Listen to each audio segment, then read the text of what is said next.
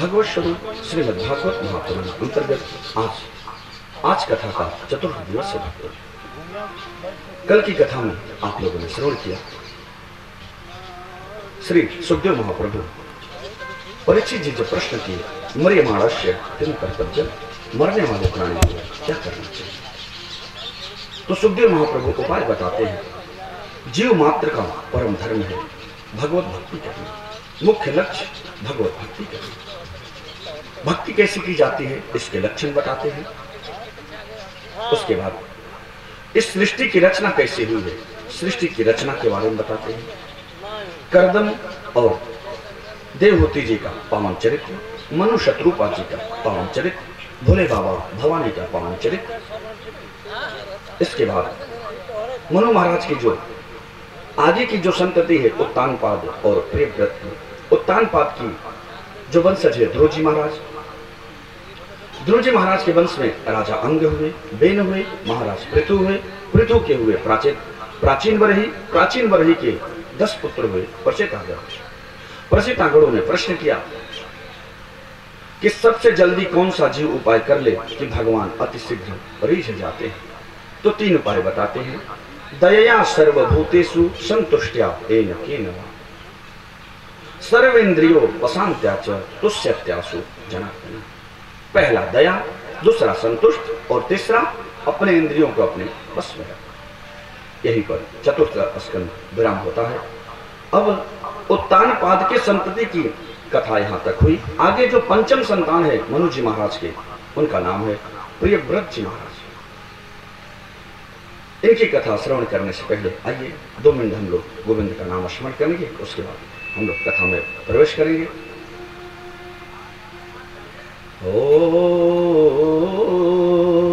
आइए एक छोटा सा प्रणाम राम जी के चरणों में समर्पित करते हैं।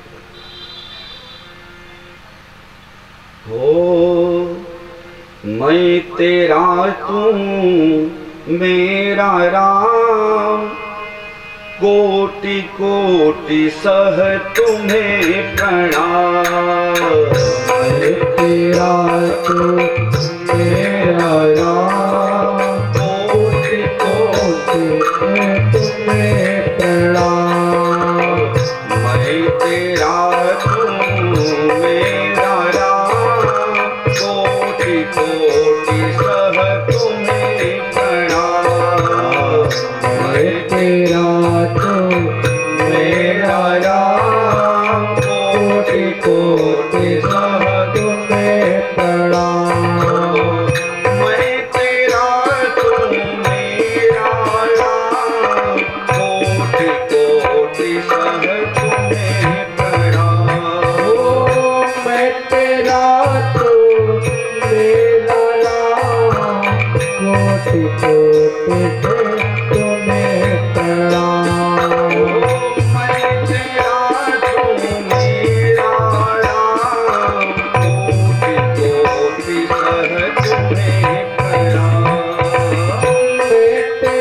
राम,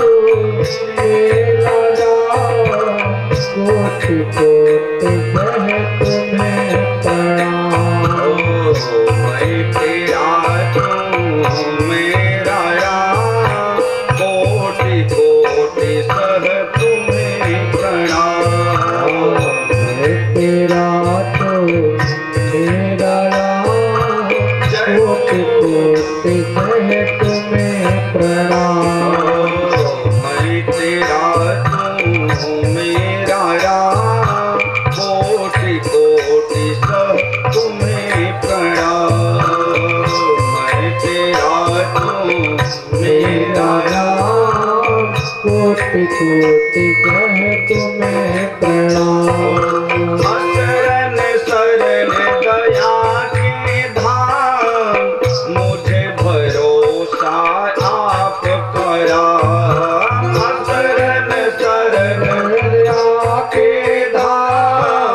मुझे भरोसा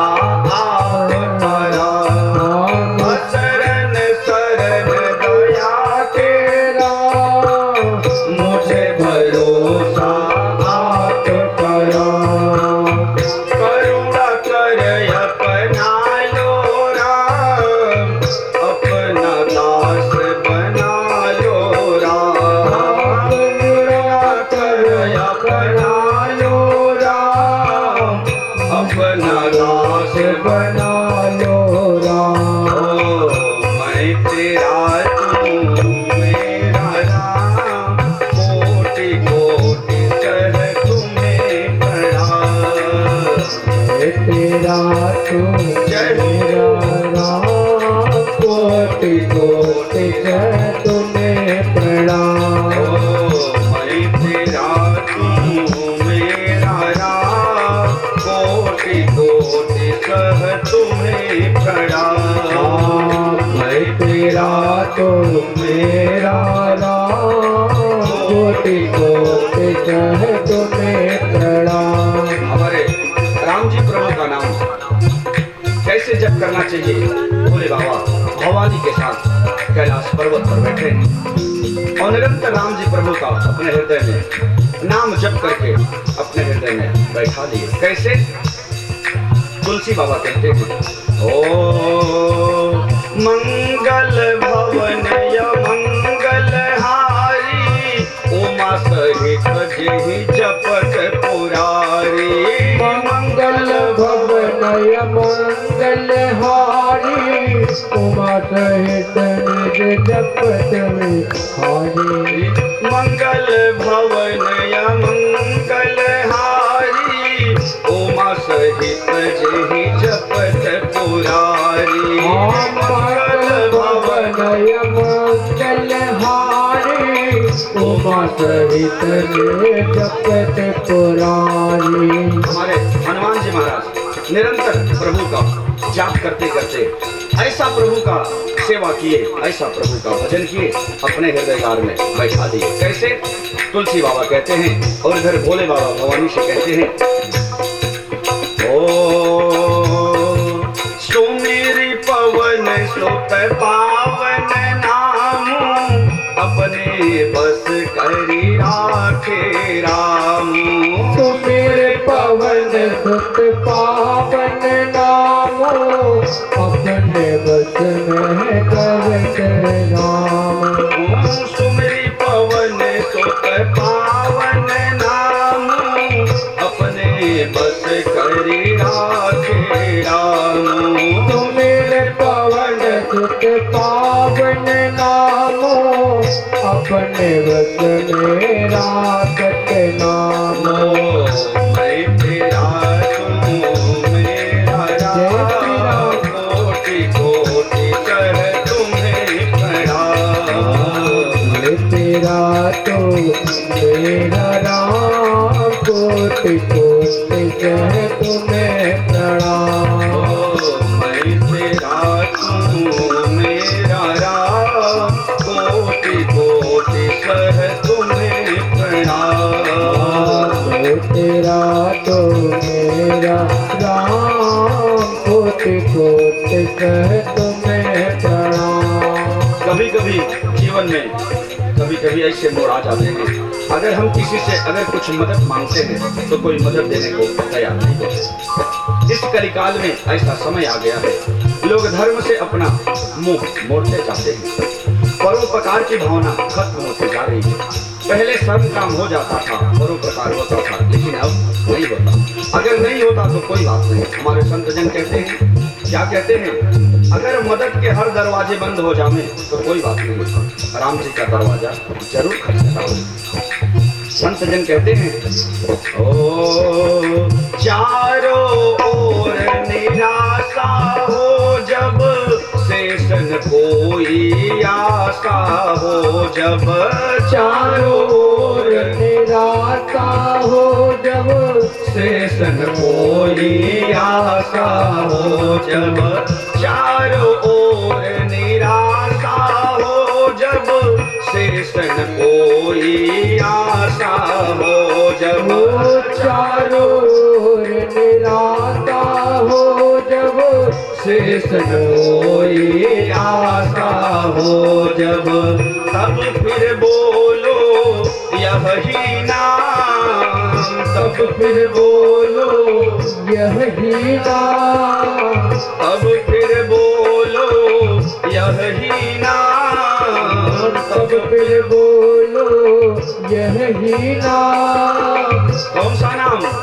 मैं तेरा तू मेरा राम, कोटि कोटि कर तुम्हें प्रणाम। मैं तेरा तो मेरा राम, कोटि कोटि कह तुम्हें प्रणाम। मैं तेरा तू मेरा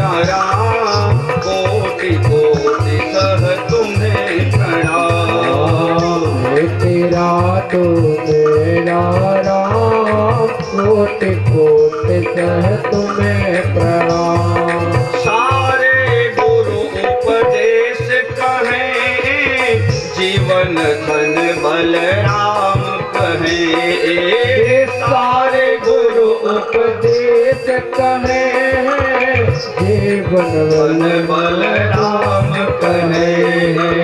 सारे गुरु उपदेश कहें, जीवन धन बल राम कहें।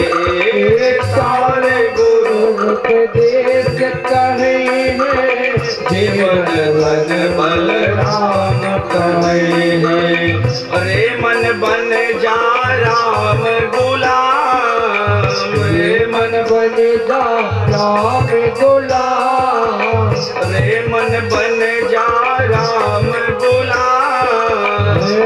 मन बन जा राम गुलाम।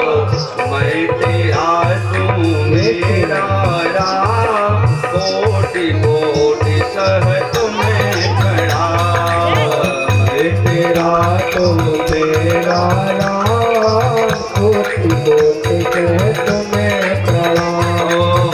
मैं तेरा तू मेरा राम, कोटि कोटि सह तुम्हें प्रणाम। मैं तेरा तुम तेरा राम, कोटि कोटि सह तुम्हें प्रणाम।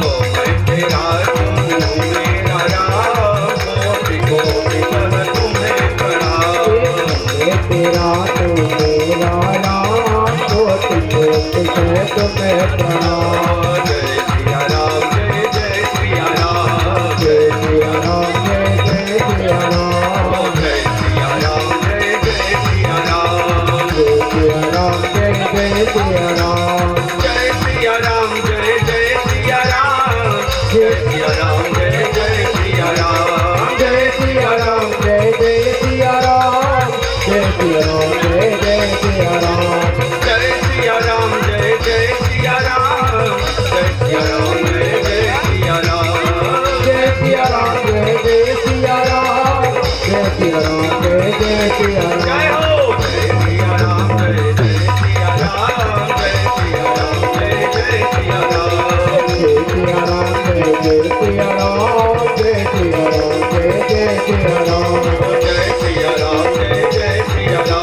जय सिया राम, जय जय सिया राम। जय सिया राम, जय जय सिया राम। जय सिया राम, जय जय सिया राम। जय सिया राम, जय जय सिया राम। जय सिया राम, जय जय सिया राम। जय सिया राम, जय जय सिया राम। जय सिया राम, जय जय सिया राम। जय सिया राम, जय जय सिया राम। जय सिया राम, जय जय सिया राम। जय सिया राम, जय जय सिया राम। जय सिया राम, जय जय सिया राम। जय सिया राम, जय जय सिया राम। जय सिया राम। ओ श्री गुणवंशी वारे की जय जय श्री राधे। रथेन ज्योतिर्मयेन रजनीमपि दिनं करिष्यामि। पंचम संतान महाराज मनु जी के जो प्रियव्रत जी महाराज, परम प्रतापी, परम तपस्वी, परम तेजस्वी, एक दिन ऐसे बैठे थे अपने राज्यसभा में। उनके मन में विचार आया, ये मानव को 100 साल की तो आयु मिली, 100 साल में 50 साल सोने में बिता देते, और 50 साल सोने में बीत गया, 15 साल बाल्यावस्था, किशोरावस्था और युवावस्था में 20 साल निकल गए, 70 साल हो गए, 20 साल का बुढ़ापा हो गया, 90 साल हो गए, 10 साल बचा, तो 10 साल में मानव क्या करेंगे? इनके मन में विचार आया, ये अब रात्रि हम होने नहीं देंगे, ये मानव लोग आखिर सोते तो अपना समय बर्बाद कर देते। तो प्रियव्रत जी महाराज सुखदेव महाप्रभु कहते राजन, प्रियव्रत जी महाराज एक रथ का निर्माण करते हैं। कौन सा रथ? रथेन ज्योतिर्मयेन, ज्योतिर्मय रथ का निर्माण। रजनीमपि दिनं करिष्यामि, उस विमान पर बैठकर भ्रमण करने का। भ्रमण करते करते 7 दिवस इस पृथ्वी की परिक्रमा करने लगे। जो 7 दिवस तक इस पृथ्वी की परिक्रमा करने लगे, 7 दिवस तक इस पृथ्वी पर रात्रि नहीं हुई। ब्रह्मा जी घबरा गए हैं, अभी सृष्टि कैसे चलेगी? दौड़ते हुए आए ब्रह्मा जी, बोले बेटा क्या कर रहे हो? अरे बोले पितामह, ये मानो लोग सो कर अपना जीवन सब बिताए देते हैं, अब हम रात्रि नहीं होने देंगे। यही बोले बेटा गलत बात। प्रकृति के जितने वस्तु हैं उपयोग करने वाला चाहिए, दुरुपयोग नहीं, उपयोग करने वाला चाहिए। रात्रि बनी है सोने के लिए, अगर ये मानव लोग नहीं सोएंगे ना तो इनकी आयु जो 100 साल की मिली है, करोड़पति अरबपति चक्कर में, इंद्र बनने के चक्कर में महीने 2 महीने मर जाएंगे, पूरी उम्र जी भी नहीं पाएंगे। रात्रि सोने के लिए बनी है। और जब गृहस्थ वाले सोते हैं तो हमारे संत जन, महात्मा जन ब्रह्म से संबंध में लाते हैं, एकांत पाकर साधना करते हैं, जब रात्रि में शांति मिलती है। इसलिए बेटा प्रकृति की कोई भी वस्तु उपयोग करने के लिए है, दुरुपयोग करने के लिए नहीं, इसलिए ऐसा मत करो। मान गए ब्रह्मा जी की बात, प्रियव्रत जी महाराज मान गए, सुखदेव महाप्रभु के विराजन। वही जो 7 दिवस घूमे थे, जो 7 दिन तक रात्रि नहीं हुई, वही 7 समुद्र बना, वही 7 द्वीप बना, जिसमें जम्बूद्वीप के राजा बने आगनिंद। प्रियव्रत जी महाराज के 9 पुत्र हुए, जो 9 द्वीप हुए, 9 समुद्र हुए, अलग अलग अपने 9 बेटों को राज दे दिया। जिसमें से इनके जो सबसे बड़े बेटे थे आगनिंद्र जी, ये जम्बूद्वीप के राजा बने। इनका विवाह पूर्वचित्ती अप्सरा से होता है। इनके यहां आगनिंद्र से 9 पुत्र हुए, आगनिंद्र से 9 पुत्र हुए। अपने जम्बूद्वीप के 9 खंड कर दिए, जिसमें से अजनाभ खंड को, अजनाभ खंड के राजा बने नाभि। राजा नाभि का विवाह मेरु देवी कन्या से होता है। इनको कोई संतान नहीं हो रही थी, तो पुत्रेष्ठ यज्ञ हुआ। पुत्रेष्ठ यज्ञ कराए, भगवान प्रकट भी हुए, फिर भी नाभि नहीं मान पा रहे। भगवान ब्रह्मा से बोले, अरे हमारा यज्ञ काहे के लिए किए, क्या मांगना चाहते हैं? बोले भगवान, ये राजन आपसे कुछ कह नहीं पा रहे हैं, एक पुत्र चाहते हैं, इन्हें संतान चाहिए, वो भी आपके जैसे संतान चाहिए, आपको अपना बेटा बनाना चाहते हैं। ओहो, बोले कोई बात नहीं, ठीक है। अगर ब्राह्मणों ने इस संकल्प से अगर यज्ञ किया है तो हम ब्राह्मण का वचन कभी मिथ्या नहीं जानेंगे। क्यों? क्योंकि ब्राह्मण जो हैं, ब्राह्मण को ब्रह्मा जी नहीं बनाते। जो ब्राह्मण की उत्पत्ति हुई है, ये ब्रह्मा जी नहीं बनाते, ये ब्राह्मण सृष्टि से परे हैं। आज इस कलिकाल में कोई ब्राह्मण की महिमा नहीं जानते, ब्राह्मण क्या है। कुछ लोग जानते हैं, बेचारे पालन करते हैं। इसलिए आज घर में बलाए, बीमारी, कलह, विकार आ रहे हैं। लोग शास्त्र को बाएं लगाते जा रहे हैं। वेद भगवान कहते हैं ब्राह्मण का जन्म कहां से हुआ है? ब्राह्मणो अस्य मुखवासी दवाहु राजन्यकृत। ब्राह्मणो अस्य मुखवासी दवाहु, श्री हरि नारायण के श्री मुख से अग्नि और ब्राह्मण मुखादग्नि रजायत। अग्नि भी भगवान के मुख से। अग्नि और ब्राह्मण दोनों सगे भाई हैं। जैसे अग्नि जला के राख कर देती है, ऐसे ब्राह्मणों से अगर कोई अपराध करता है, अपमान करता है, उनकी निंदा करेगा, उनसे ईर्ष्या द्वेष करेगा, जो भी ब्राह्मणों से जलन रखेगा, आप लोग अपने आसपास गांव में, शहर में देख लीजिएगा, जिस दिन से ब्राह्मण की निंदा जो करना प्रारंभ करेगा, उस दिन से उनके पतन के मार्ग खुल जाते और धीरे धीरे पतन से समाप्त होगा। क्यों? क्योंकि ब्राह्मणों से सृष्टि चलती है। स्पष्ट सुखदेव जी कहते हैं, क्या कहते हैं? दैवाधीनम जगत सर्वम,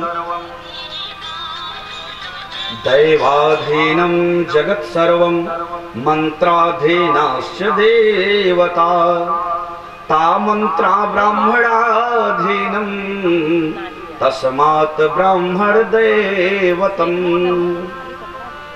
जितने भी यज्ञ अनुष्ठान, धर्म, कथा, यज्ञ, तपस्या जो भी होता है बिना ब्राह्मण के मंत्र बोले नहीं हो सकता, बिना संकल्प बोले। इसलिए भगवान ब्राह्मणों का पक्ष लेते हैं, इसलिए अपने मुख से इन्हें पैदा किए, इन्हें ब्रह्मा जी नहीं बने।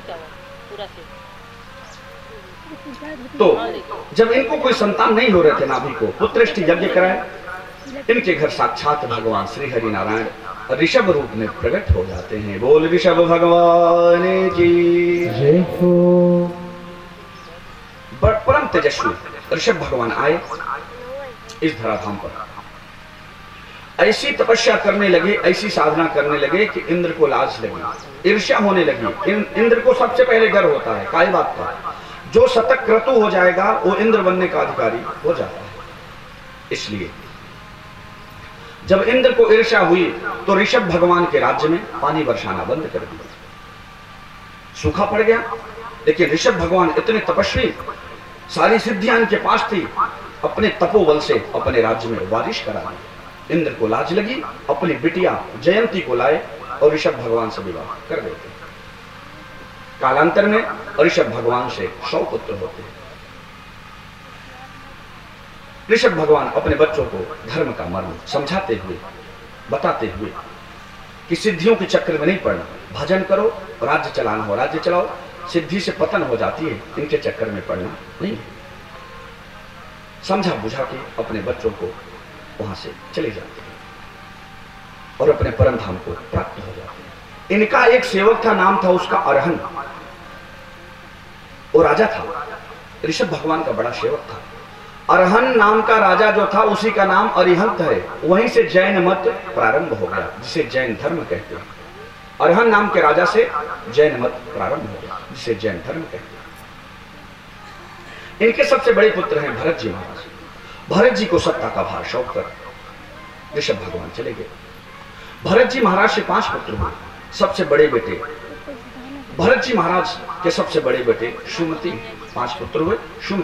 सुमति को भी अपना राजपाट सौंप कर भरत जी महाराज परम तपस्वी भजनानंदी थे और अपना राज्य छोड़कर चल दिए।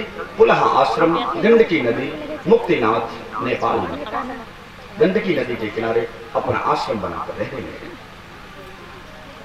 एक दिन स्नान कर रहे थे नदी में, गंडकी नदी में, और भगवान सूर्य को अर्घ्य दे रहे थे।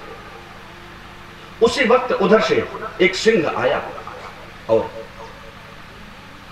मृगी का पीछा करते करते इतनी तेज दहाड़ मारा वह सिंह ने, और मृगी गर्भिणी थी। उस नदी में जब छलांग मारी, उसका गर्भ का बच्चा उसी नदी में गिर गया। भरत जी महाराज जलते रहे थे। इनको लगा चलो जाने दो, जो हुआ सो हुआ, हमको इसमें नहीं फंसना, हम तो भजन करेंगे। लेकिन इनको दया आ गई कि जीवों पर दया करना ये भी धर्म है, परोपकार करना चाहिए। तो मृगी तो छलांग मार के चली गई, बच्चा गिर गया। तो बच्चा जब बहने लगा तो ले आकर बच्चे को ले आए अपने कुटिया पर उसका देख रेख करने लगे। धीरे धीरे मृगी का बच्चा स्वस्थ, हष्ट पुष्ट, तंदुरुस्त बड़ा होने लगा। अब मृगी को आश्रम पर तो लाए, लेकिन इन्हें भेज देना चाहिए था, फिर छोड़ देना चाहिए था, लेकिन छोड़े नहीं, अपने आश्रम पे रख लिए। जब रख लिए तो उसकी खाने की व्यवस्था करनी पड़ेगी, दूध की व्यवस्था करनी पड़ेगी। उसकी खाने दूध की व्यवस्था करने लगे और उसकी सेवा करने लगे। सेवा करते करते उसके ममता में धीरे धीरे इनका मन रच पच गया। इधर मृगा के माया ममता में इनका मन लगता चला गया और राम जी से इनका भजन छूटता चला गया। एक दिन गांव में गए थे भिक्षा मांगने के लिए। मृगों का झुंड आया और वह मृगी का बच्चा उसी झुंड में मिलकर चला गया। आए अब मृगी नहीं लगी चिल्लाने, हमारी मृगी कहाँ गई, हाय हमारी मृगी, हाय हमारी मृगी। मृगी का कहीं पता ही नहीं चला। हाय हमारा मृगा कहाँ गया, हाय हाय करते हुए प्राणांत को प्राप्त हो। अंते यामती सागति, अगला जन्म उनका मृग योनि में हो गया। क्योंकि अंत यामती सागति, अगला जन्म जब इनका हुआ तो मृग योनि में हुआ। लेकिन भगवान की एक प्रतिज्ञा है, क्या? ये यथा माम प्रपद्यन्ते तास तथैव भजाम्यहम्, सर्वधर्मान परित्यज्य माम एकम शरणं मम। सारे धर्मों को त्याग कर, सब धर्मों को छोड़कर केवल हमारे शरण में आ जाओ। आ जाओगे तो हम क्या करेंगे?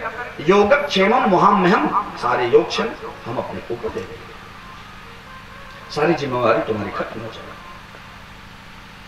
तो भगवान अपने भक्तों का जो भजन होता है, आपके धन संपदा सब बांट लेंगे, बिगहा बिस्सा जो भी धन संपदा है सब बांट लेंगे, लेकिन भजन को कोई नहीं बांट सकता। भजन उनका भगवान संच रखते हैं। मृग योनि पाकर भी इन्हें पिछले जन्म का भरपूर अपना याददाश्त बनी रही। अभी ये लगा अब मुझे माया में नहीं फंसना भैया, एक बार तो हम फंस गए। जब मृग योनि भी त्यागे तो अगला जन्म अंगिरा गोत्र ब्राह्मण के हाथ होता है। पिछले जन्मों का सब कुछ याद है। ऐसा रूल अपनाए, पागलों जैसा भेष बना लिए ताकि लोग मुझे पागल समझ लें और घर से निकाल दें, ताकि हमारा शादी विवाह न करें, हम प्रवृत्ति मार्ग में ना फंसे, निवृत्ति मार्ग में चले जाएं। इनके पिताजी कर्मकांडी थे, ब्राह्मण थे, कर्मकांड करते थे, पुरोहित थे, अपने पुत्रों को कर्मकांड सिखाए रहे थे।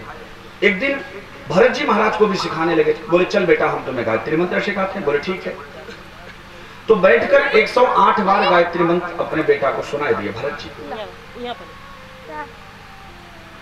सुनाने के बाद पूछते हैं चल बेटा अब तो सुनाए दे। बोले पिताजी जब से आप गायत्री मंत्र सुनाए रहे थे इस बिल में 9,999 चीटियां घुस गई, बिगड़ गए। बोले मूर्ख, हम तुम्हें गायत्री मंत्र सिखाए तो चीटियां गिनना है? तू तो महामूर्ख है, पागल है, तू जड़ है। तभी उनका नाम जड़ भरत कर, मुहर लग गया, मस्त हो गए। चलो भैया हमको पागल का मुहर लग गया। कालांतर में धीरे धीरे इनके माता पिता की मृत्यु हो गई और भाइयों का विवाह हुआ। ये तो पागल घोषित थे, इनका विवाह नहीं हुआ। आनंद में थे, भजन कर रहे थे। एक दिन जब भाभियां आ गई अपने पतियों से कहते सुनो जी एक खा खा के मोटा तगड़ा पड़ा, इसे कुछ काम तो लिया करो। बोले ठीक है। तो भरत जी महाराज की खटिया खेतों में। अच्छा खेत में गाय आवे, चिड़िया आवे, तोते आवे तो कहते ठीक है खाओ ना, ये राम जी की खेती है। एक दिन भाइयों ने देख लिया ये तो ये सब सत्यानाश कर देगा, तो वहां से भी भाइयों ने काट के निकाल दिया। गए जंगल में भजन करने लगे। एक दिन एक परम ज्ञानी परम तेजस्वी है, एकदम मूक, जहां पागलन जैसा विचरण कर रहे हैं ताकि मुझे कोई फंसावे ना। पागलों को देखकर लोग भाग जाते हैं। संत जन प्राय ऐसा अपना रूल कर देते हैं ताकि हमारे पास कोई ना आए। तो पागलन जैसे घूम रहे थे एक दिन जंगल में। एक दिन डकैतों के सरदार आए और भद्रकाली से मांगता मांगा था कि हमारे को पुत्र होगा तो मैं नरबलि चढ़ाऊंगा। बलि के लिए मनुष्य ढूंढ रहा था, जंगल में जड़ भरत जी मिल गए। अब उनको तो ज्ञानी है, परम अवधूत है, पकड़ के उठा के लेके चला गया। रात्रि में खूब रबड़ी, रसमलाई, मालपुआ, खोआ, जलेबी, छेना, पेड़ा, रसगुल्ला सब खिलाया। बड़े प्रसन्न होकर खा रहे हैं, मैया की तो बड़ी कृपा है। सैनिक बोले खूब खा ले इसलिए खिलाया जा रहा है, तेरी सवेरे बलि होगी। कुछ नहीं बोले। जैसे सुबह हुआ भद्रकाली के मंदिर में ले गए, जड़ भरत जी की मुंडी नीचे कर दिए और जैसे डकैतों के सरदार बलि देने को तैयार हुए, तलवार लेकर भद्रकाली मैया प्रकट हो जाती है। बोल दुर्गा मैया की। मैया को लगा एक भक्त ब्रह्म ज्ञानी को लोग मार रहे हैं। अपने तलवार से सारे सैनिकों को, डकैतों को मारकर सबके मुंडी मैया अलग करके अंतर्ध्यान हो गई। जब अपनी मुंडी ऊपर उठाए तो सारे लोग मरे पड़े थे। तब मुस्कुरा के बोले ओहो अभी लगता है हमारी उम्र थोड़ी और बाकी है, अभी रहना पड़ेगा। मस्ती में वहां से चल। एक दिन रास्ते में से बैठे थे, राजा रघुगण वहां से गुजर रहे थे। राजा रघुगण वहां से जा रहे थे सत्संग के लिए। इनका एक कुम्हार बीमार हो गया था। पहले पालकी चलती थी कुम्हारों से, 4 कुम्हार थे, एक बीमार हो गया। तो बोले किसको लगावे? तो रास्ते मोटे तगड़े जड़ भरत जी पड़े थे। बोले इसी को पकड़ लाओ, ये तो पागलों की तरह घूम रहे थे। बोले इन्हीं को पकड़ के लाओ। सीताराम सीताराम सीताराम, राधे राधे। बोल वृंदावन बिहारी लाल की। तो राजा रघुगण उनको बुलाइए और अपने पालकी में लगवा दें। अच्छा जब पालकी चलने लगी तो जड़ भरत जी का एक नियम था, अगर नीचे देखकर ही चलते थे, अगर चींटी भी मिलती तो डांक जाते थे। और जब डांक जाते थे तो जो पालकी में बैठा है और जो पालकी ढो रहा है उछड़ेगा तो पालकी की क्या दशा होगी? तो राजा की खोपड़ी चढ़। राजा बोले क्यों रे बोढ़ारो, एक ऐसा तू बोझा लेके चल रहे? अब जो इनके पुराने सैनिक थे जड़ भरत को देखकर व्यंग कर दिया। बोले सरकार अभी अभी ये जो मोटा तगड़ा वाला आया है ना शिष्य, ये जो कुमार यही ना जाने क्यों बार बार उछल रहा है। बोले अच्छा, बोले ठीक से ले चलें, बहुत दंड दूंगा। बोले ठीक है, पुनः लेकर चलने लगे। चलते चलते जब पुनः चींटियां मिली पुनः उछल पड़े तो राजा की खोपड़ी चट। जब राजा की खोपड़ी चट होगी राजा बिगड़ गया। बोले रोको तो सही। बोले अच्छा। बोले क्यों बार बार तुम लोग पालकी गिरा रहे हो। बोले हम नहीं, ये जो मोटा तगड़ा अभी लगा यही कर रहा है। बोले अच्छा। बोले क्यों रे, खा खा के मोटा हो गया, तेरे से पालकी नहीं चलती, ऐसा दंड दूंगा तेरी आत्मा कांप जाएगी। जब ऐसा बोले, अभी तक आज जड़ भरत बोले नहीं थे लेकिन आज बोल पड़े। बोले तुम मुझे क्या दंड दोगे, हमारी आत्मा को क्या कष्ट पहुंचेगा, क्योंकि न तो मेरा जन्म होता है न मैं मरता हूं, न मैं मोटा होता हूं न पतला होता हूं। जड़ भरत जी जब ऐसा बोले पहली बार आज, तो जब इनके रघुगण के कान में पड़ा ये वाणी, तो नीचे मुंडी करके देखे तो ब्रह्मज्ञानी के कंधे पर जनेऊ दिखाई पड़ गया। जनेऊ दिखाई पड़ गया, तुरंत उतर के चरणों में गिर पड़े। बोले महाराज आप कोई ब्रह्मज्ञानी लगते हैं, हमें तो और किसी से डर नहीं लगता लेकिन ब्राह्मणों से बहुत डर लगता है। क्योंकि अगर ब्राह्मण का अपराध हो जाए, मान लो ब्राह्मण हमारा कुछ नहीं कर पाएगा, लेकिन ब्राह्मण के साथ ही श्री हरि नारायण है, ब्राह्मण द्रोही को कभी बर्दाश्त नहीं कर सकते। इसलिए मुझे बड़ा डर लगता है महाराज। मैं भगवान से भी नहीं डरता लेकिन मैं ब्राह्मणों से बहुत डरता हूं। आप कौन है महाराज, अपना परिचय दें। आप अभी अभी कह रहे थे ना मैं मरता हूं ना मैं जन्म लेता हूं, ना मैं मोटा होता हूं ना पतला होता हूं। तो एक बात बताओ महाराज, अगर आपको हम दंड देंगे, आपके शरीर पे चोट लगेगा, तो शरीर के भीतर जो इंद्रियां हैं, इंद्रियों को कष्ट पहुंचेगा। इंद्रियों का मालिक मन है तो मन को कष्ट पहुंचेगा, और जब मन को कष्ट पहुंचेगा तो भीतर आत्मा को भी कष्ट पहुंचेगा। मुस्कुरा पड़े, अरे बोले मूर्ख, तू है तो बड़ा सत्संगी, संतों के बीच में बैठ बैठ के सत्संग तो तूने बहुत कर लिया, लेकिन तुम्हें ज्ञान नहीं है। अरे मैंने पहले बता दिया, ना मैं मरता हूं ना मैं जिंदा होता हूं, ना मोटा ना पतला। तो बोला भगवान एक बात बताऊं। बोले क्या। बोले राजा रघुगण कहते हैं अगर बटलोई में चावल डाल दिया जाए, उसमें पानी डाल दिया जाए, चूल्हे पर रख दिया जाए, चूल्हे में आग लगा दिया जाए, तो आग बटलोई को गर्म करेगा, बटलोई पानी को गर्म करेगा, और वो पानी चावल को गर्म करेगा, तो चावल सिद्ध हो जाएगा, तभी तो भात बनता है। तो जब मैं आपके शरीर पे मारूंगा तो इंद्र को कष्ट पहुंचेगा, मन को कष्ट पहुंचेगा, फिर आत्मा को कष्ट पहुंचेगा। मुस्कुरा पड़े। बोले राजन, संतों के बीच में सत्संग करके बड़ी बड़ी बातें तो सीख लिए, लेकिन अभी भी तुम्हें ज्ञान नहीं है। बोले क्यों। बोले अभी अभी तुमने जो आग बटलोई चावल पानी का दृष्टांत दे रहे हो ना, ये सावयव पदार्थ हैं, इन्हें देखा जा सकता है, इन्हें पकड़ा जा सकता है, और मैं जिसकी बात करता हूं वो निरवयव पदार्थ है, उसे पकड़ा नहीं जा सकता, उसे काटा नहीं जा सकता, उसे मारा नहीं जा सकता। नयनम छंदंत शस्त्राणी नयनम दहति पावक। न तो आत्मा को काटा जा सकता है, न मारा जा सकता है, न जलाया जा सकता है।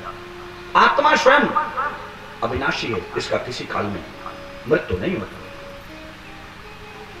परीक्षित बोले तो गुरुदेव फिर मोक्ष किसका होता है, जब आत्मा किसी काल में मरती नहीं, अविनाशी है, दूसरे शरीर में जाकर प्रवेश हो जाती है, तो मोक्ष किसका होता है।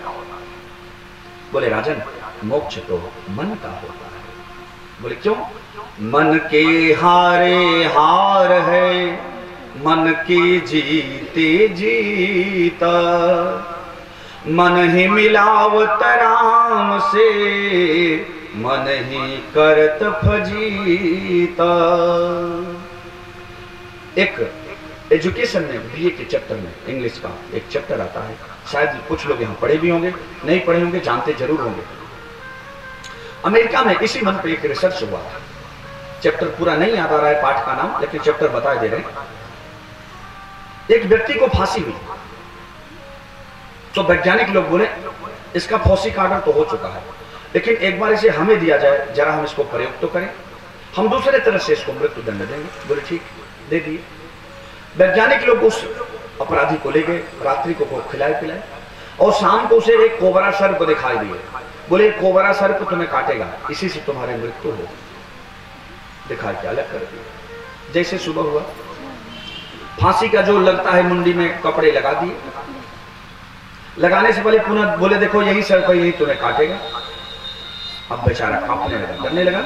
तुरंत मुंडी पैक कर दिए, सर्प को हटा दिए, खाली सिरेंज चुभो दिए, खाली सिरेंज चुभो दिए। उसे लगा हमें तो कोबरा काट लिया। धीरे धीरे उसके पूरे शरीर काले पड़ते चले गए, इतने पसीने हो गए, पूरी शरीर ठंडी हो गई, 5 मिनट के अंदर मर गया। ये सच्ची घटना है, यही होता है। आप लोग भी अपने जीवन में जरा सोचिए, कभी कभी रात्रि में अगर कहीं से गुजरे, कहीं की अगर ऐसी कहीं घटना हुई है, एक्सीडेंट वगैरह कोई मरा है, भले कोई कितना भी कहे हमारे को कलेजा बहुत है, मैं नहीं डरने वाला, लेकिन जब वहां से इंसान गुजरता है तो जरूर उसे डर लगता है। जो जानता है वो तो डरेगा, और जो नहीं जानता है वो काहे को डरेगा। एक नहीं हुई 10 भूत रहे, क्यों डरेगा। तो मन ही फजीयत कराता है, और मन का ही मोक्ष होता है, आत्मा का मोक्ष नहीं होता। मन चाहे तो मोक्ष करा दे, मन चाहे तो कष्ट दे। बोले राजन, ये जो तूने सावयव पदार्थ का दृष्टांत दिया, इसे देखा जा सकता है। आत्मा निर्वयव है, आकाशवत है, इसे कोई पकड़ नहीं सकता। दिव्य ज्ञान दिए, चरणों में गिर गए। राजा रघुगण को ज्ञान देते देते भगवान का भजन करते करते परम पद को प्राप्त हो गए। बोल भक्तवत्सल भगवान की जय हो। अब परीक्षित जी प्रश्न करते हैं, बोले गुरुदेव जरा खगोल भूगोल की तो आप कथा सुनाए नहीं।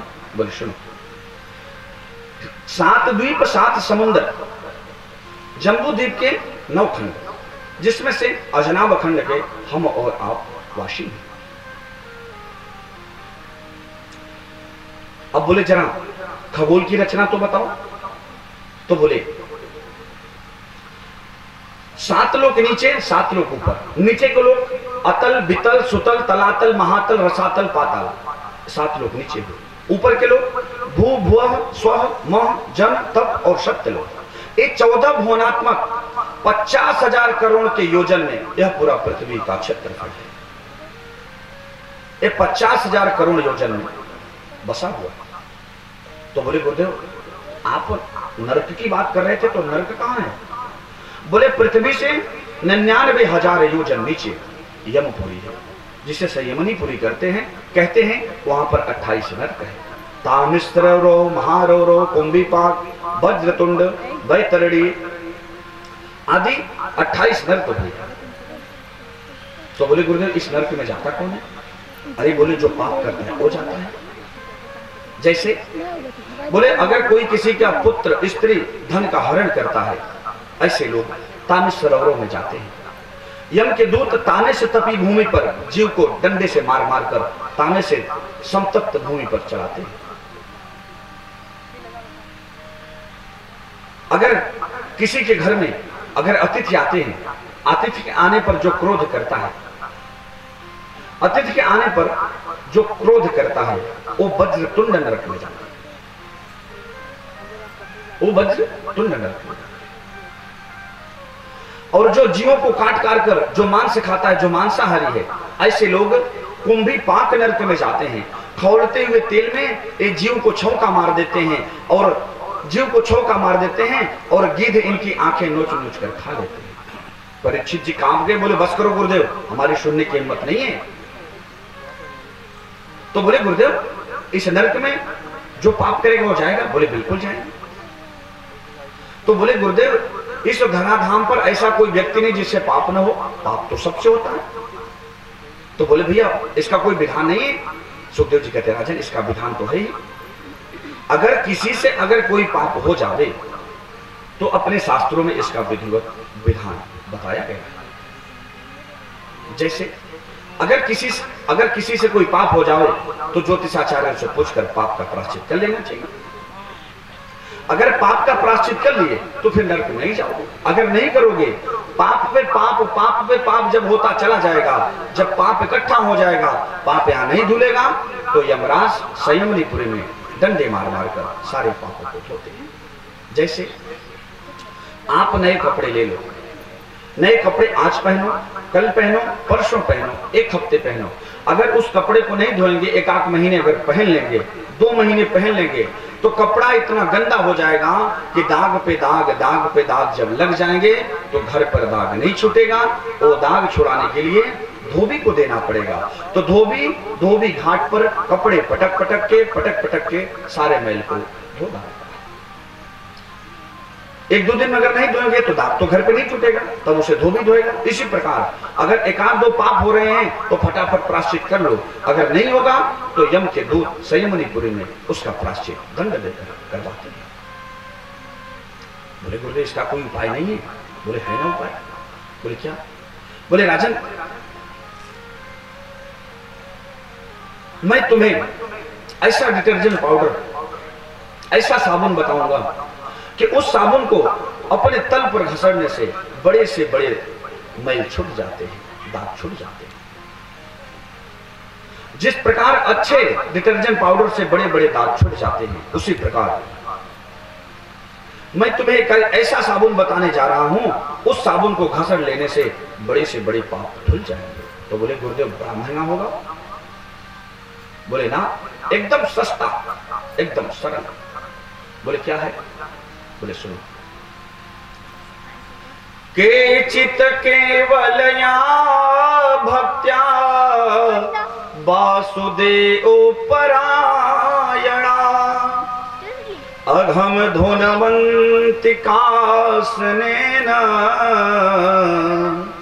निहार मेव भास्कर। साबुन लगाने से बड़े दाग छूट जाते हैं, वैसे भगवान नाम का साबुन लगाने से सारे दाग छूट जाते हैं। बोले कैसे? बोले निहार मेव भास्कर, जैसे भुवन भास्कर का उदय होता है तो सारे अंधकार दूर हो जाते हैं, सारे जगत में उजाला हो जाता है। उसी प्रकार केचित केवल या भक्त्या वासुदेव परायणा, वैसे भगवान का नाम लेने से, एक बार ही नाम लेने से बड़े पाप से यह जीव मुक्त हो जाता है। विश्वास नहीं? बोले एक बार नाम लेने से कौन हो सकता है? हमको विश्वास नहीं। बोले कोई प्रमाण है? बोले बिल्कुल प्रमाण है। बोले आज तक कोई हुआ है आपके पास प्रमाण है? बोले बिल्कुल हुआ है, हमारे पास बिल्कुल प्रमाण है। बोले कौन हुए हैं? बोले सुनो, मैं तुम्हें एक प्रामाणिक प्रसंग सुनाने जा रहा हूं। बोले बताइए ना। बोले अजामिल नाम का एक ब्राह्मण उत्तर प्रदेश के कन्नौज जिले का रहने वाला था। परम ज्ञानी, परम कर्मकांडी था। एक दिन जंगल में समधा बीनने गया और समधा बीनते जंगल में क्या देखा? कोई शूद्र किसी गणिका के साथ नौका विहार कर रहा है। अजामिल की दृष्टि पहुंची तो उसी गणिका के ऊपर इनका मन रच पच गया, घर आना भूल गए, उसी गणिका के साथ जाकर अब रहने लगे, उसी वेश्या के साथ जाकर रहने लगे। जिस गांव में रह रहे थे, एक दिन इनके गांव में संतों की टोली आई। संत जब किसी गांव में जाते हैं तो पहले पूछते हैं भैया गांव में कोई भक्त है, ब्राह्मण है, सात्विक है, जिसके हम भोजन प्रसाद पा सकें। तो गांव में अच्छे लोग भी रहते हैं, बुरे लोग भी रहते हैं। तो कोई गांव के फर्स्ट में मिल गए, 4 लोग व्यंग करने वाले थे, बता दिए हाँ गुरुदेव अजामिल है ना ब्राह्मण, बहुत बढ़िया भक्त है, उनके यहाँ चले जाओ। बोले ठीक है। तो सारे महात्मा अजामिल के यहाँ पहुंच गए। अजामिल जब देखा इतने महात्माओं को तो भागते हुए बाहर निकला, चरणों में गिर गया, तुरंत चरणों में गिर गया। हमारे तो भाग्य खुल गए, हमारे यहाँ इतने महात्मा। अरे चरणों में गिर गया। बोला गुरुदेव कैसे आना हुआ? महात्मा बोले आज हम तुम्हारे यहाँ रात्रि विश्राम करेंगे, तुम्हारे यहाँ भोजन पाएंगे। हाथ जोड़ के बोला महाराज आप हमारे यहाँ भोजन नहीं पा सकते। बोले क्यों? बोला मैं अधम हूँ, अपराधी हूँ, आप हमारे यहाँ भोजन नहीं पा सकते। महात्मा बोले बस कर, अब तुम्हें परिचय देने की आवश्यकता नहीं है, भक्तों की यही पहचान है, अपने आप को एकदम नीचे से नीचे गिरा देते हैं, कहते मैं कुछ नहीं, मैं तो अपराधी हूँ। बोले नहीं मैं तो यही खाऊंगा। बोले ना गुरुदेव आप हमारे यहाँ भोजन नहीं पा सकते, मैं अपराधी हूँ। महात्मा बोले बस कर, हो गया तेरा प्रमाण, अब मैं तेरे यहाँ ही भोजन पाऊंगा। जब नहीं मान रहे थे तो महात्मा लोग तब बोल दिया, बोला गुरुदेव हम एक वेश्या के साथ रहते हैं, मैं पापी हूँ, आप हमारे यहाँ भोजन नहीं पा सकते। बोले राम राम, ये गांव वाले आखिर यहाँ भेज काहे को दिए? बोले कोई बात नहीं, रात्रि हो गई है, अब तो मैं कहीं जा नहीं सकता, एक काम करो ना बेटा। बोले क्या? बोले तो सूखा सूखा राशन हमें दे दे, हम लोग यहीं बना के पालेंगे, फिर चले जाएंगे, सूखे राशन में कोई दोष नहीं होता। बोले ठीक है। रात्रि हो चुकी थी, महात्मा लोग रात्रि में उनके दरवाजे के सामने भोजन बनाए, पत्थर पर रात्रि को विश्राम किए। जब सुबह चलने लगे तो महात्माओं के बात खटक लगी। क्या? एक ब्राह्मण और संत जन जिसका नमक खाते हैं उसके कल्याण की कामना दिल में रख लेते हैं।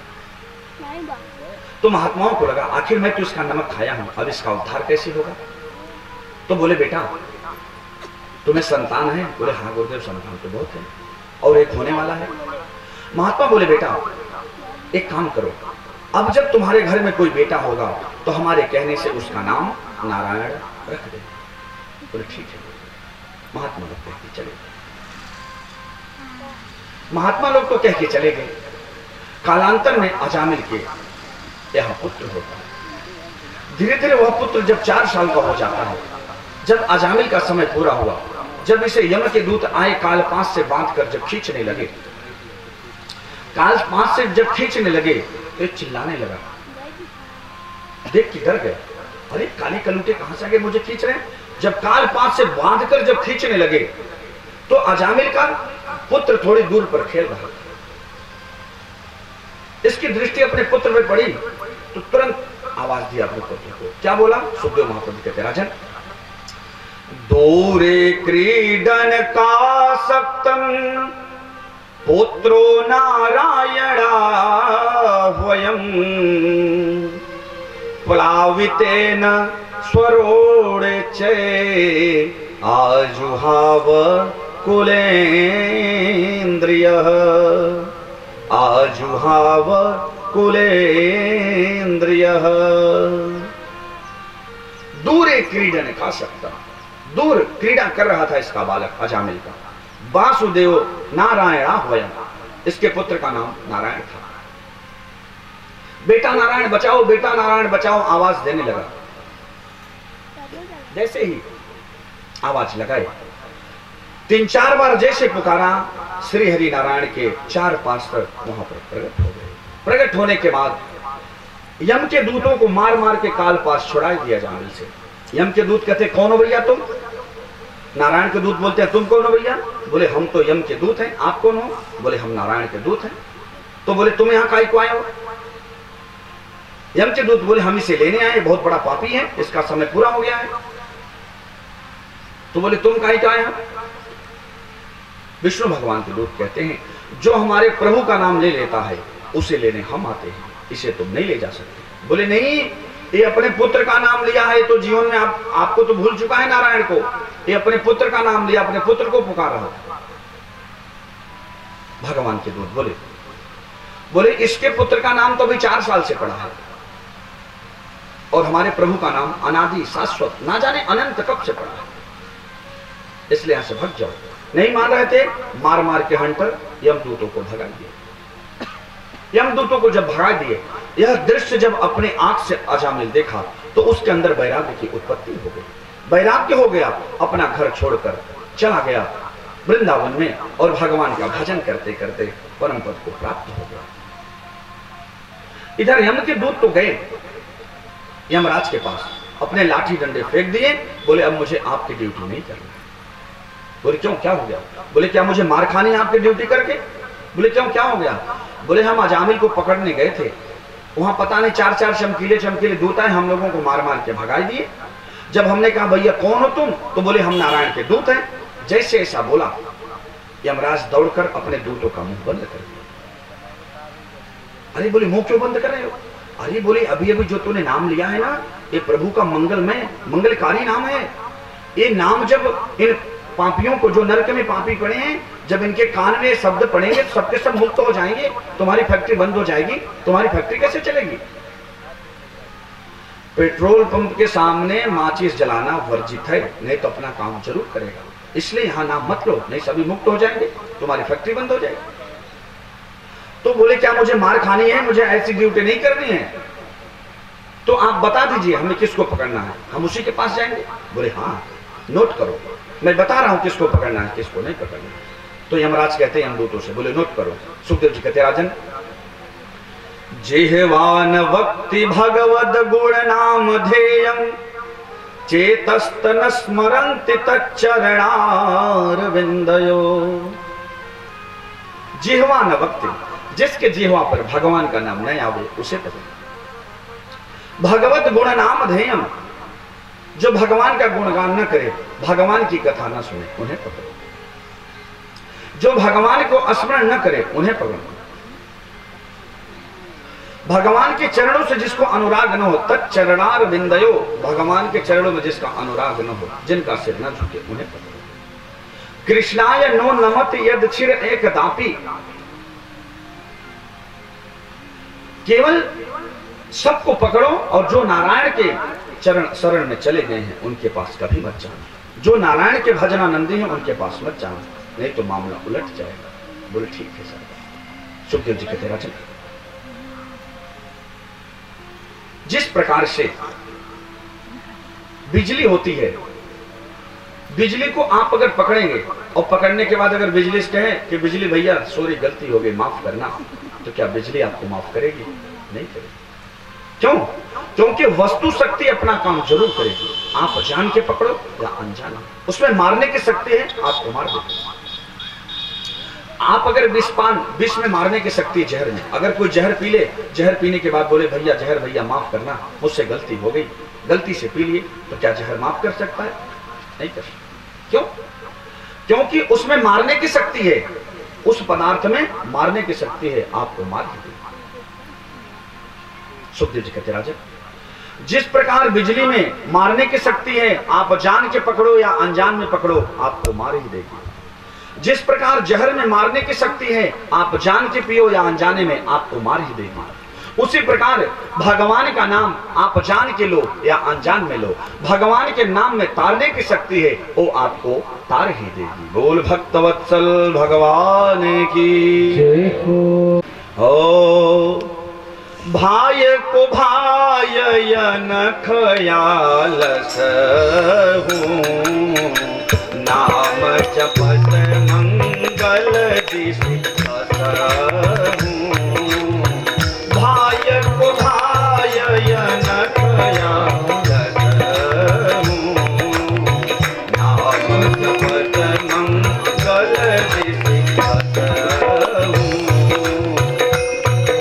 जपत मंगल दिस भज हो, नाम जपत मंगल दिशि दस हो।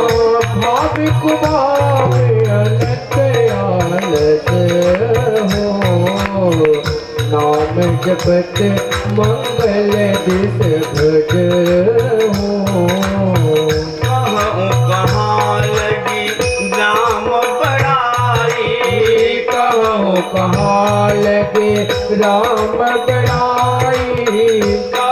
कहाँ लगी नाम बड़ाई, कहाँ लगे नाम बड़ाई, कहाँ लगी नाम बड़ाई। रावण सकहि नाम गुण गाई, राम सते राम गुण गाए। कहूँ कहाँ लगी नाम बड़ाई, रावण सकहि नाम गुण गाई। रावण सते राम गुण गाए।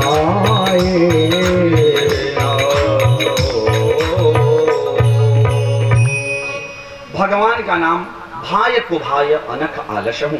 आप भाव से लो या कुभाव से लो, सो के लो बैठ के लो, नहा के लो बिना नहाए लो, स्त्री ले पुरुष ले, ब्राह्मण ले क्षत्रिय ले शूद्र ले वैश्य ले, कोई भी ले।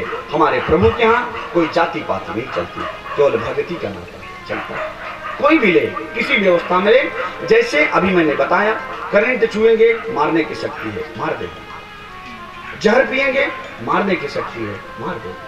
तो भगवान के नामों में तारने की शक्ति है। आप किसी भी भाव से लेंगे, भगवान का नाम आपको तार देगा। बोल भक्तवत्सल भगवान की। सुखदेव जी कहते राजन, नाम महिमा में तुमने पूछा क्या होता है भगवान के नाम से, तो मैंने तुम्हें प्रसंग सुनाए दिए। ये जो मैंने तुम्हें प्रामाणिक प्रसंग सुनाए हैं ना राजन, हम लोगों की त्रिकूट पर्वत पर मीटिंग थी, उस समय अगस्त ऋषि जी, कुंभज ऋषि जी एक प्रसंग हमें सुनाए थे।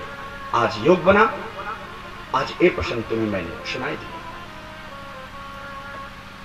इसके बाद सुखदेव महाप्रभु कहते हैं 4 आश्रम हैं, 4 वर्ण हैं। आश्रम कौन कौन से हैं? ब्रह्मचर्य, गृहस्थ, वानप्रस्थ, संन्यास।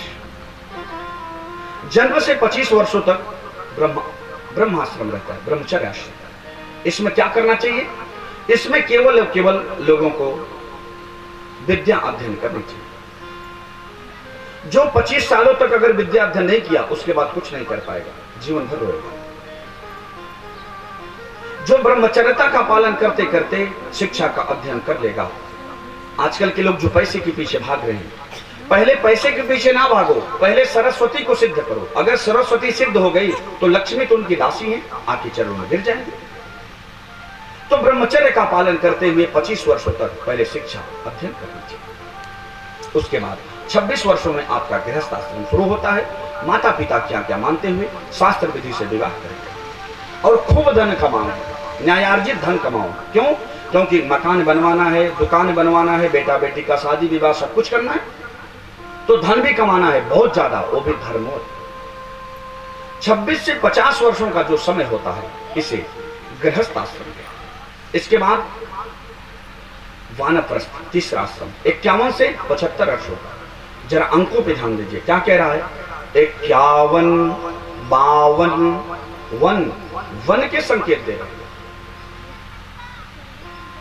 वन के संकेत दे रहे हैं।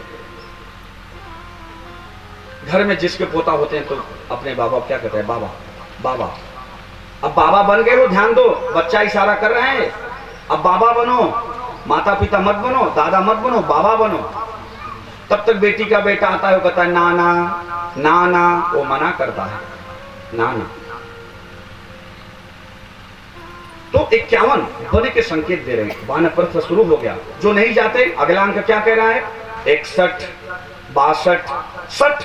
अरे 60, तेरा वानप्रस्थ चल रहा है, तू अब भी नहीं मान रहा है, तू धन के पीछे भाग रहा है। तो समय रहते आश्रमों की जो व्यवस्था है उसी प्रकार अपना जीवन बिताना चाहिए। 51 से 75 वर्षों का समय है वानप्रस्थ। वानप्रस्थ का मतलब धीरे धीरे अपने घर से स्त्री पुत्र आदि से ममता को मोड़िए, तीर्थों में भ्रमण करना शुरू कर दीजिए। टिकट निकाल के 1 हफ्ते के लिए जाइए, चले आइए, एकाएक घर नहीं छूटता। आइए, फिर कभी निकाल के 1 महीने के लिए चले जाइए, फिर कभी अवसर मिले आके 6 महीने के लिए चले जाइए। धीरे धीरे 51 से 75 वर्षों तक आपके बीच में, आपके हृदय में धीरे धीरे आपकी जो ममता है धीरे धीरे बच्चों से दूर हो जाएगी। तो आपको जब ऐसा लगना लगे हमारे स्त्री पुत्री आदि सब अपने अपने सही ढंग से कमा रहे हैं, खा रहे हैं, अब हमें कोई तकलीफ नहीं, तब आपका 76 वर्षों से 100 वर्षों का जो संन्यास आश्रम है, तब आप संन्यास को धारण कर लीजिए। संन्यास का मतलब शरीर मात्र परिग्रह। संन्यास का मतलब केवल शरीर और कुछ नहीं। सन्यासी बनकर विचरण करें, भगवान का भजन करते करते यह जीव परम पद को प्राप्त हो जाता है। ब्रह्मचर्य, गृहस्थ, वानप्रस्थ और संन्यास, ये विधि है मोक्ष पाने। आगे परीक्षित ने पुनः प्रश्न किए, बोले गुरुदेव, भगवान अगर समदर्शी हैं तो पक्षपात क्यों करते हैं? बोले नहीं, भगवान तो समदर्शी है। बोले नहीं, भगवान तो समदर्शी है। बोले नहीं, भगवान तो पक्ष लेते हैं। बोले कैसे? बोले दैत्यों को ढूंढ ढूंढ के मारते हैं और देवताओं को बचाते हैं, ये पक्षपात नहीं है। बोले नहीं। बोले कैसे? इस प्रश्न पर जब करते हैं तो 7वें स्कंद में सुखदेव महाप्रभु कहते हैं, सुनो राजन, हिरण्यकश्यपु का बेटा प्रहलाद राक्षस कुल में जन्म लिया, लेकिन जब प्रहलाद के ऊपर आपदा आने लगी, भजन करने में जब बिछो हुआ, जब भजन करने में बिछो हुआ तो भगवान नरसिंह रूप लेकर हिरण्यकश्यप को समाप्त करके अपने भक्त की रक्षा किए है। अच्छा, भगवान पक्षपाती नहीं है, भगवान समदर्शी है।